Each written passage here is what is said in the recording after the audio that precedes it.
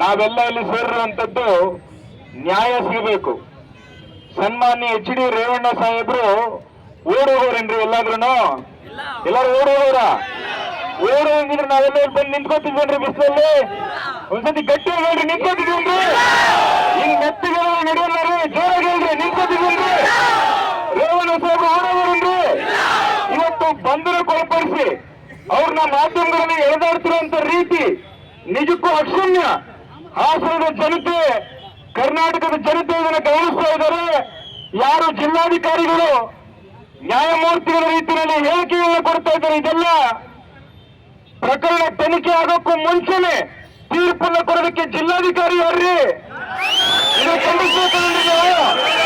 ಬಂಧುಗಳೇ, ನಿಮ್ಮಲ್ಲಿ ನನ್ನ ಮನವಿ ಇಷ್ಟೇ. ಈಗಾಗಲೇ ನಮ್ಮೆಲ್ಲ ನಾಯಕರುಗಳು ಹಿರಿಯರು ಮಾತನಾಡಿದ್ದಾರೆ.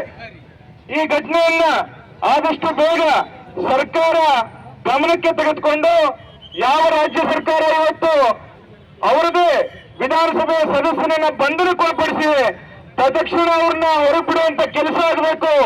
ನ್ಯಾಯ ಸೂಕ್ತವಾದ ರೀತಿಯಲ್ಲಿ ತನಿಖೆಯಾಗಿ ನ್ಯಾಯ ಒದಗಬೇಕು ಅಂತ ನಾವೆಲ್ಲ ಆಗ್ರಹ ಪಡಿಸ್ತಾ ಇದ್ದೇವೆ.